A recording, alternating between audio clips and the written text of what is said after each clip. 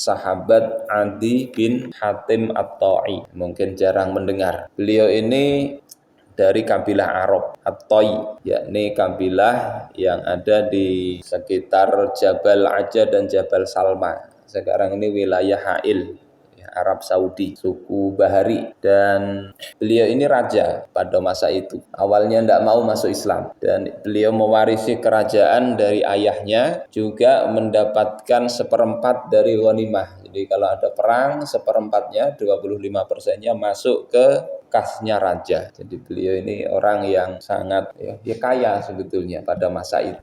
Dan beliau ini memusuhi Islam selama 20 tahun. 20 tahun Islam mulai Rasul diangkat baru pada tahun ke-9 Hijriah, sekitar 20 tahun tidak mau masuk Islam. Memusuhi, membenci Rasulullah Shallallahu alaihi wasallam. Seperti juga kita sudah bahas kisah sahabat Sumamah bin Usal dari Yamamah. Kemudian ada Umair bin Wahab, sudah kita bahas sahabat. Dan kalau Sumamah lebih parah lagi awalnya. Beliau datang ke Madinah maksudnya mau membunuh Nabi. Termasuk Umair bin Wahab itu juga mau membunuh Nabi, tapi Allah Subhanahu wa taala justru palingkan hatinya sehingga tidak jadi membunuh Nabi, malah masuk Islam. Sumamah bin Usal setelah masuk Islam, beliau ini raja Yamamah. Beliau kemudian boikot orang-orang kafir Quraisy. Tidak dapat gandum lagi karena dijualinya. Kalau sekarang yang memboikot itu Iran kayaknya, di Selat Hormuz, nggak boleh lewat. Kalau ini Sumamah nggak diberi lagi orang-orang kafir Quraisy itu gandum dari Yamamah. Nah, Andi ini berkata di dalam kitab ini, ma min rajulin minal Arab, tidak ada seorang lelaki pun dari suku Arab, kana asyadda minni karohatan, yang lebih aku benci li Rasulillah sallallahu alaihi wasallam hina sami'tu bih, lebih ku benci daripada Rasul tidak ada.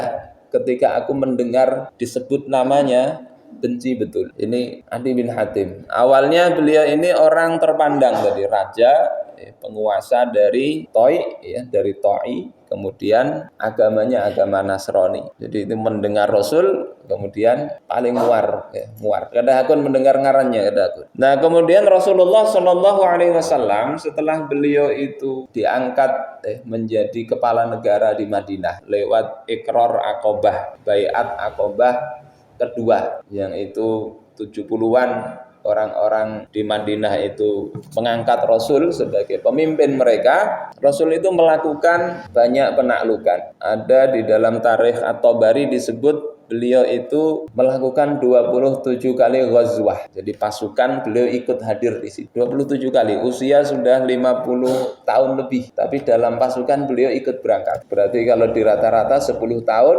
27 kali itu hampir 3 kali 1 tahun ikut pasukan, dan siap untuk bukan hanya dakwah, tapi juga kalau musuh itu menginginkan perang, beliau perang. Makanya kata Sayyidina Sa'ad bin Abi Waqqas di dalam kitab Nurul Yaqin, beliau mengatakan, kunna nu'allimu auladana siratar rasul wa maghazih. Kami dulu itu mengajari anak-anak kami sirah Rasul dan peperangan yang diadakan Rasul. Jadi diajari anak-anak sejarah Rasul itu, perjuangan Rasul. Kama nu'allimuhumul Qur'an, sebagaimana kami mengajari mereka Al-Qur'an. Jadi diajarin Al-Qur'an, baca, memahami maknanya. Para sahabat begitu. Kata Abdurrahman As-Sulami, kita tidak belajar nambah dari 10 ayat sebelum kami ini memahami hukum-hukum yang ada di dalamnya dan mengamalkannya. Jadi para sahabat begitu belajar Al-Quran. 10 ayat, paham, bisa mengamalkan, tambahi lagi 10 ayat. Makanya kayak Khalifah Umar bin Khattab, anak beliau itu Al-Baqarah itu bisa selesai dalam satu riwayat 4 tahun. Dalam riwayat yang lain 8 tahun surah Al-Baqarah. Nah, selain Al-Quran ini sirah Nabi, termasuk juga kehidupan para sahabat ini kita pelajari sebagai bagian untuk kita mengambil pelajaran. Kita ada kecintaan kepada mereka dan kita bisa mengambil banyak ibrah. Oh, ternyata orang yang memusuhi Islam itu bisa juga masuk Islam. Ada yang kemudian mulai lahir langsung bagus. Nah, termasuk Adi bin Hatim At-Ta'i ini. Beliau kemudian pesan ketika Rasulullah ini pasukannya sudah semakin meluas wilayahnya. Jadi jihad itu diwajibkan, ya tadi tidak semua orang itu bisa dipadahi baik-baik. Tidak semua orang. Jadi di dakwah itu belum tentu menerima. Ada yang tadi memusuhi, bahkan mau membunuh. Tidak bisa kalau sekedar ngomong. Pernah Rasulullah diminta orang melakukan makar ya, meminta sahabat untuk dikirim ke suku mereka. Ada 6 orang termasuk salah satunya Khubaib yang sudah kita bahas di bagian awal. 6 orang dikirim Rasul. Ternyata dikhianati, ditangkap, dijual. Nah, Khubaib ini dijual ke suku Quraisy, musuhnya Nabi waktu itu. Akhirnya oleh suku Quraisy kan disalib, kemudian dibunuh hidup-hidup, dipotong-potong anggota tubuh. Rasulullah marah sekali. Itu ada peristiwa namanya Bi'ru Ali dan Bi'ru Ma'unah. Kalau sekarang haji itu ada salah satu mikotnya Bir Ali.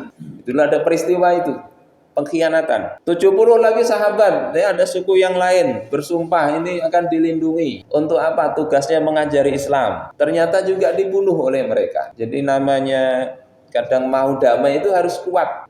Akhirnya ya tadi Rasulullah kirim pasukan. Jadi tidak kemudian umat Islam itu mulai cari gara-gara enggak. Tapi ketika musuh apalagi mengkhianati perjanjian, itu Rasulullah tidak nunggu 2 kali dikhianati, beliau langsung selesaikan. Termasuk Mekah. Mekah itu tahun ke-6 Hijriah ada perjanjian Hudaybiyah, gencatan senjata 10 tahun. Ternyata tidak sampai 10 tahun, tidak sampai 2 tahun. Tahun ke-8 Hijriah Rasul serang itu. Kenapa? Karena kafir Quraisy mengkhianati perjanjian Hudaybiyah. Tidak boleh menyerang, ternyata mereka menyerang Bani Khuza'ah yang masuk di dalam perjanjian Hudaybiyah, itu masuk sekutunya Rasul, diserang oleh Bani Bakar yang masuk sekutunya Quraisy. Abu Sufyan datang ke Mekah, tidak dimaafkan oleh Rasul, minta perjanjiannya tetap dilanjutkan. Rasul tidak menggubris itu, ditemui Rasul aja tidak Abu Sufyan. Jadi perluasan yang dilakukan Rasul itu tadi dalam rangka apa? Ketika umat Islam itu ditindas, dikhianati, tidak usah nunggu 2 kali, Rasul selesaikan. Kalau kita lihat di dalam kitab-kitab tafsir begitu, perjanjian dikhianati tidak boleh diteruskan. Kalau kita ini kan tidak sekarang ini ya, bola balik dikhianati. Israel barusan perjanjian gencatan senjata sudah nyerang. Dan itu kaum muslimin tidak ada haibahnya, itu sudah bolak-balik, ibarat suami istri ini bolak-balik diselingkuhi, masih aja tetap mau dijalankan terus. Bapak dan ibu-ibu rahimakumullah. Nah, ini ketika Adi bin Hatim itu melihat wilayahnya Rasul semakin meluas, akhirnya beliau mengatakan, siapkan untukku seekor unta yang gemuk dan mudah dikendarai. Siapkan unta, ikat. Jika aku mendengar bahwasanya tentara atau pasukannya Muhammad sudah masuk ke dalam negeri ini, beritahukan kepadaku. Kemudian ada orang yang mengatakan, jika engkau berniat untuk berangkat, jika pasukan Muhammad telah datang, maka lakukan sekarang. Saat ini saatnya engkau pergi itu. Pergi apa? Pergi melarikan diri.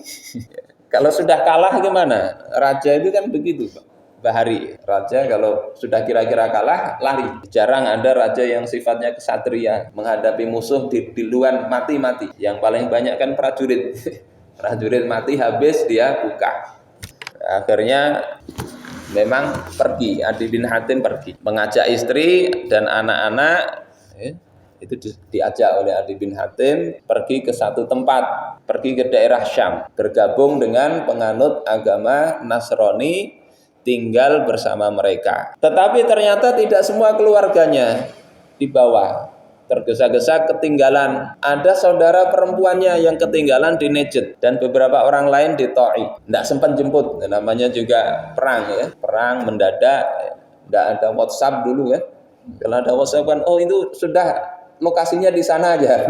Ini mendadak ketinggalan. Akhirnya saudarinya ini ditawan. Dapat beritanya, ditawan oleh pasukannya Rasulullah Shallallahu Alaihi Wasallam di masjid. Di masjid itu. Kalau dulu masjid itu ya sebagai tempat pusat kegiatan pemerintahnya Rasulullah, menerima tamu negara di masjid, ada tawanan di masjid. Dan saudari perempuannya Adi bin Hatim itu ketika bertemu Rasul, beliau mengatakan, ya Rasulullah, wahai Rasulullah, halakal walid, ayah telah wafat. Kemudian wa ghabal wafid, penggantinya juga sudah hilang, tidak ada lagi, lari sudah. Famnun alayya manallahu alaik, kasihanilah kami, berikan kasih sayang kepada kami, maka Allah akan menyayangi engkau. Kemudian Rasul bertanya, waman al-wafid, siapa penggantinya? Pengganti Raja Toi ini siapa? Saudari perempuannya Adi bin Hatim ini mengatakan Adi bin Hatim. Ya. Raja penggantinya ini Adi bin Hatim. Rasul kemudian bertanya, al-faru minallahi wa rasulih. Oh, orang yang lari dari Allah dan Rasulnya itu.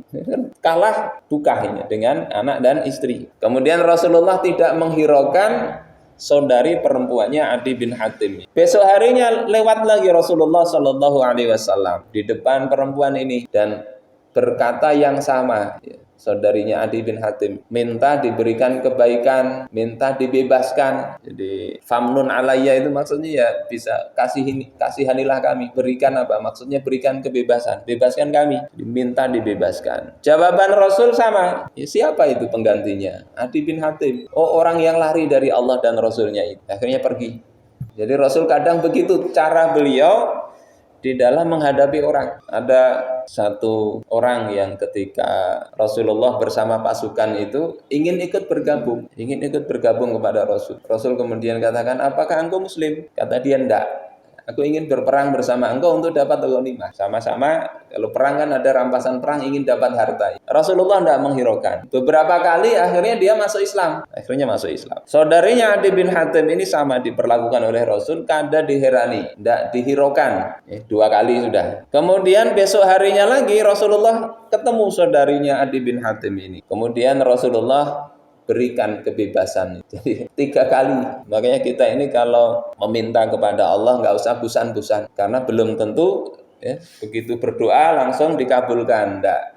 Berdoa itu insya Allah pasti Allah kabulkan, tapi pengkabulannya itu kan bisa cepat di dunia, bisa ditunda di akhirat, bisa Allah ganti dengan kebaikan yang lain. Dalam hadis begitu, bisa Allah palingkan dari keburukan yang serupa, yang semisal. Sahabat kemudian mengatakan, kalau begitu kami akan banyak berdoa. Kata Rasul, Allah akan lebih banyak lagi mengabulkan. 3 kali ini. Nabi Zakaria itu minta anak 40 tahun berdoa itu. Sampai usia 80 atau 90 tahun baru dikasih anak namanya Yahya. Jadi kalau kita punya hajat, punya keinginan, jangan cepat busan untuk meminta kepada Allah Subhanahu wa taala. Pasti Allah kasih kalau kita memang betul-betul menjalankan ya, ketaatan kepada Allah Subhanahu wa taala. Jadi kata saudarinya tadi akhirnya dibebaskan. Kemudian Rasul katakan ketika si Hatim ini, kemudian Adi bin Hatim ini ingin pergi ke Syam nyusul Adi bin Hatim, nyusul saudaranya, Rasul berkata, walakin la ta'jali bil khuruj. Tapi engkau tidak usah buru-buru untuk keluar dari sini. Hatta tajidi man tasiqina bihi min qaumi. Hingga engkau dapati kaum engkau yang engkau percayai. Liyuballighaki bilad Syam. Untuk menyampaikan engkau, membarengi engkau sampai ke negeri Syam. Fa idza wajadti asiqata fa'limin. Kalau engkau dapati orang yang engkau percayai, beritahu aku. Jadi ini bagusnya Rasul. Tidak kemudian dilepas saja, tidak. Tapi engkau tunggulah. Kalau ada rombongan yang engkau percayai, nanti bareng pergi dari Madinah ke Syam. Syam itu daerah sekitar Palestina. Suriah itu kan Syam. Jadi jauh dari Madinah ribuan kilo itu. Engkau tunggulah. Kan saudarinya lari ke sana itu. Tunggu sampai ada rombongan yang engkau percayai. Kalau berangkat sendiri belum tentu sampai. Zaman itu, sekarang Anda ya, berangkat dari sini keluar aja pakai pesawat kan, itu aja kadang kita agak khawatir. Apalagi ini perempuan. Ya, kita sudah baca ceritanya Ikrimah yang awalnya memusuhi Rasul, masuk Islam itu kan awalnya istrinya itu yang masuk Islam duluan. Mencari Ikrimah itu mau dilecehkan oleh orang di perjalanan. Makanya hati-hati kalau melakukan safar, apalagi perempuan jangan sendiri. Rasul itu menyampaikan safar sehari semalam itu hendaknya perempuan bersama mahramnya. Makanya kalau haji ada mahram, salah satu syarat bagi perempuan. Rasul katakan jangan sendirian, jangan engkau keluar. Sampai akhirnya dapat itu rombongan dari kaumnya saudarinya Adi ini, dan akhirnya ya, berangkatlah. Sampai singkat cerita ketemu ya. Adi bin Hatim itu setelah meninggalkan saudarinya ini juga mikir, cari informasi gimana nasib saudariku. Dapat cerita bahwasanya diperlakukan baik oleh Rasulullah Shallallahu Alaihi Wasallam. Jadi ini perilaku yang luar biasa. Zaman Bahari kalau jadi tawanan perang itu sudah alamat sudah rusak. Zaman sekarang juga sama, tawanan perang itu dilihat. Ada yang jadi tawanan perang Israel, ada yang habis ini jari-jarinya, ada yang matanya dibolongin. Dalam Islam tidak begitu. Makanya di dalam surah Ad-Dahr Al-Insan itu, wa yut'imuna at-ta'ama ala hubbihi miskinaw wa yatimau wa asira. Dan mereka orang-orang Islam itu memberikan makanan yang disukai kepada orang miskin, anak yatim, wa asira, dan para tawanan. Jadi tawanan perang diperlakukan baik dalam Islam. Dikasih makanan yang disukai, bukan makanan yang tidak disukai. Nggak tahu kalau MBG disukai enggak. Kasih MBG. Jadi diperlakukan baik. Makanya kayak Suhail bin Amr, setelah ditawan Rasul masuk Islam. Yang awalnya memusuhi kaum muslim. Karena tahu itu perilaku kaum muslimin. Biasanya ditawan dekat masjid. Nanti melihat, oh kaum muslimin ini bagus. Ke masjid, disiplin, baik. Rasul memberikan pengajian, mereka juga mendengar. Sumamah bin Usal yang awalnya mau membunuh Nabi kan ditawan oleh Nabi. Melihat itu kaum muslimin. Akhirnya masuk Islam. Jadi memang mesti tawanan itu diperlakukan baik, Ada memang beberapa yang dihukum mati oleh Rasulullah, tapi itu bukan statusnya tawanan. Tapi itu memang dia tertawan, tapi memang sudah dihukum Rasul. Sejak sebelum tertawan pun. Karena apa? Itu menyakiti betul kepada kaum muslimin. Nah, ketika sampai saudarinya Adi bin Hatim ini, orang-orang pada berteriak, putri Hatim, Ibnatu Hatim, itu dia putrinya Al-Hatim. Sampai kepada Adi, saudari perempuannya itu mengatakan, Al-Qati Al-Zalim, engkau ini orang yang memotong silaturahim, memutuskan silaturahim, engkau zalim. Laqad tamalta bi ahlika wa waladik, engkau membawa lari keluarga dan anak-anak engkau. Wa tarakta baqiyata walidika wa auratik, tapi engkau tinggalkan sebagian anak dan saudara engkau. Bukan sorangan, zalim engkau ini, memutus silaturahim. Adi bin Hatim kemudian mengatakan, saudariku jangan berkata apapun kecuali yang baik-baik saja. Nggak usah ngomong begitu. Ya, kan kondisinya mendesak, nggak bisa sempat apa-apa. Kayak orang kebakaran misalnya. Kan kada berjadwal loh, nanti jam sekian kebakaran. Nggak ada.